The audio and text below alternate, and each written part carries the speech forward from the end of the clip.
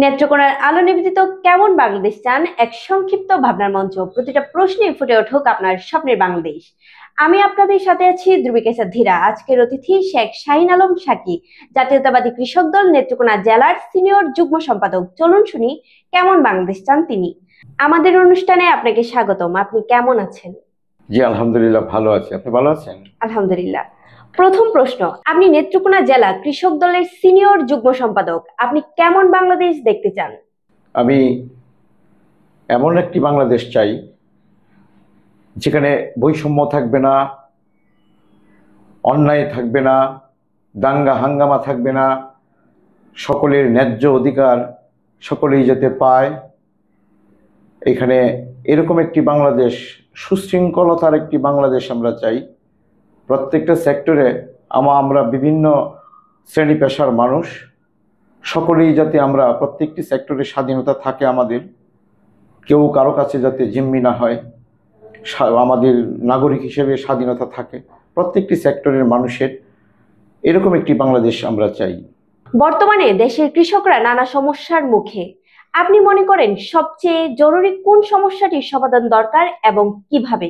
বর্তমানে সবচাইতে সমস্যা যেটা দেখতে পাচ্ছি আমি যেহেতু কৃষক দল রাজনীতি করি, কৃষক দলের রাজনীতি করি, কৃষকদেরকে নিয়ে রাজনীতি করি।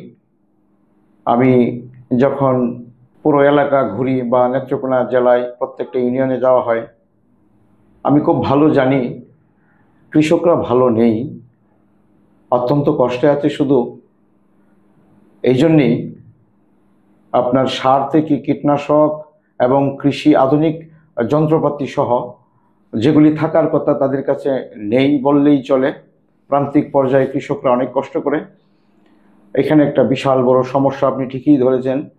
তো ওই সমস্যা থেকে আমরা যদি সমস্যা দূরীকরণ করতে চাই, তাহলে এমন কিছু করতে হবে কৃষকদের জন্য যা কৃষকের জন্য আগামী দিনের আয় নিশ্চিত করবে এবং সুন্দরভাবে কৃষক তার ন্যায্য ফিরে পাবে এবং তার স্বাধীনতা ফিরে পাবে এবং তার শ্রম ঘামের যদি সঠিক মূল্যায়ন তারা পায়, তাহলে সমস্যা কেটে যাবে কৃষকদের ইনশাল্লাহ।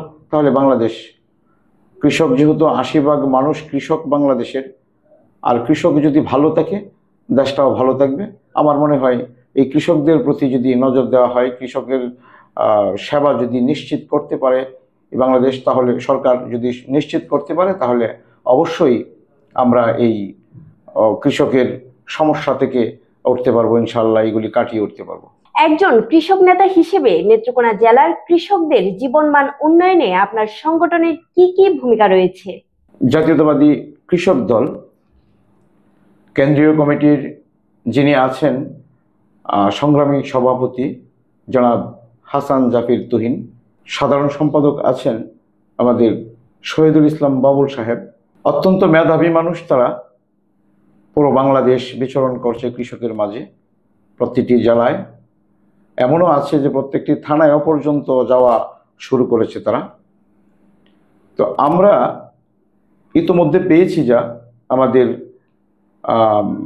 শ্রদ্ধেয় নেতা শহীদ প্রেসিডেন্ট জিয়াউর রহমানের সুযোগ্য সন্তান, বিএনপির ভারপ্রাপ্ত চেয়ারম্যান সাহেব জনাব তারেক রহমান 31টি দফা দিয়েছেন ইতিমধ্যে।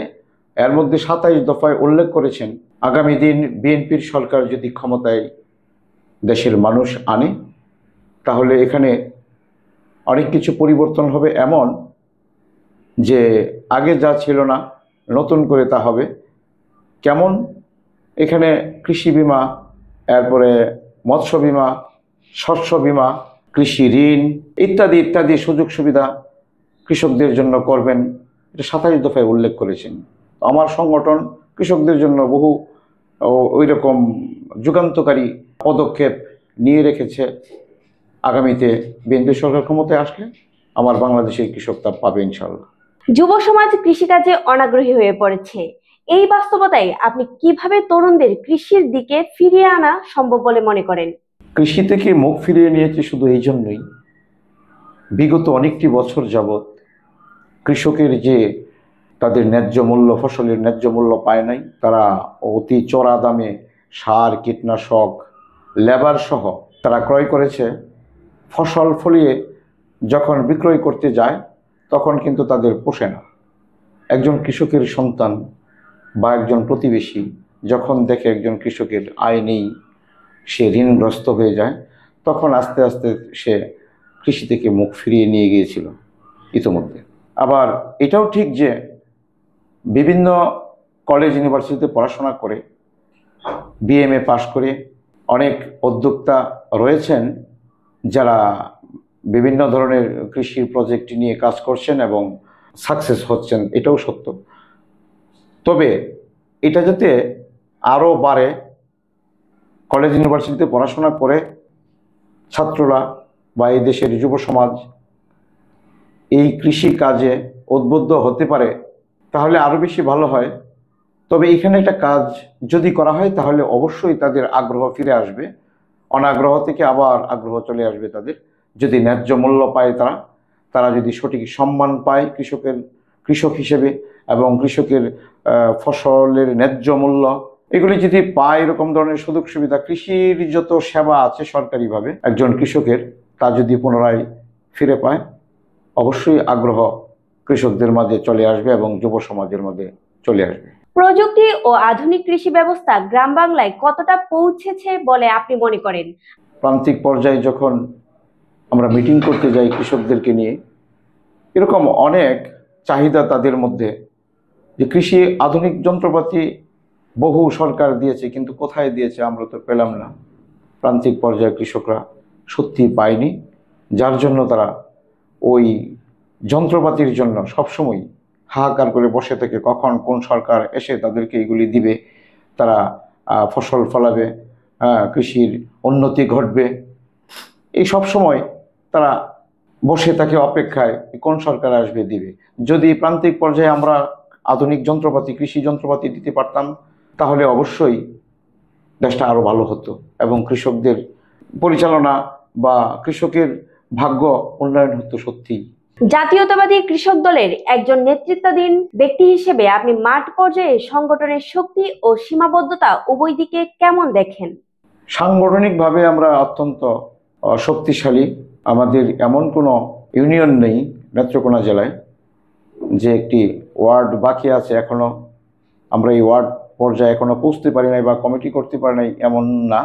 তো সাংগঠনিকভাবে ভালো, কিন্তু আমরা এখানে প্রতিবন্ধকতায় পড়ি। এরকম অনেকেই যে বলে আমাদেরকে, আমি যে ভালো না বলছি এই জন্য বলতেছি এই কথাটা, যে ভালো না এই ক্ষেত্রে যখন আমাদেরকে বলে যে আমাদেরকে তো কিছুই দেন না, আমাদের আধুনিক যন্ত্রপাতি নাই, আমরা কৃষি ফলাতে পারি না ভালো, আমরা ভালো কোনো উদ্যোগ নিতে পারি না, আমরা শুধু রাজনীতি করে যাই, আমরা সাংগঠনিকভাবে এত শক্তিশালী অথচ আমরা কৃষি পর্যায়ে দুর্বল। এখানে একটু প্রতিবন্ধকতা আমাদের আছে, সীমাবদ্ধতা আছে। তো আশা করি আমাদের সরকার বা বিএনপির সরকার যদি ক্ষমতায় আনেন এদেশের দেশবাসী, তাহলে অবশ্যই এগুলি সমাধান হবে ইনশাল্লাহ। শেষ প্রশ্ন, ব্যক্তিগতভাবে কৃষকের সন্তান ও নেতৃবৃন্দের সঙ্গে ঘনিষ্ঠভাবে কাজ করে আপনি কোনো বাস্তব ঘটনা বা প্রেরণা পেয়েছেন যা আজও আপনাকে তাড়িয়ে নিয়ে যায়?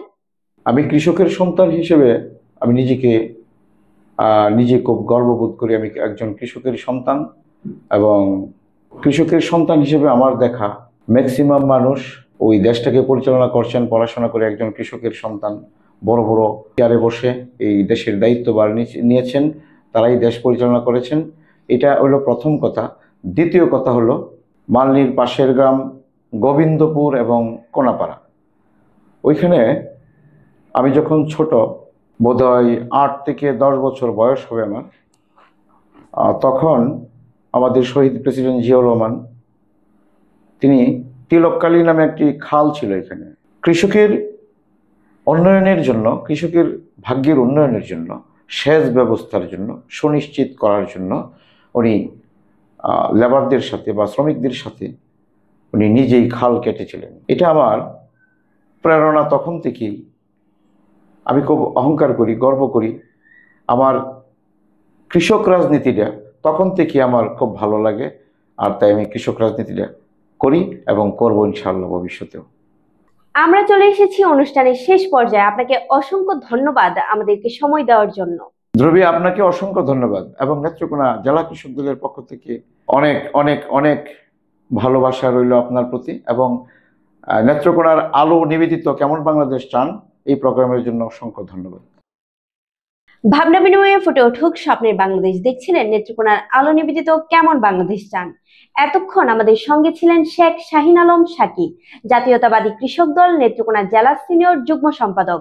পরবর্তী পর্বে ফিরে আসবো নতুন কোনো অতিথি নিয়ে। ততক্ষণ পর্যন্ত ভালো থাকুন, সুস্থ থাকুন, স্বপ্ন দেখুন। ধন্যবাদ।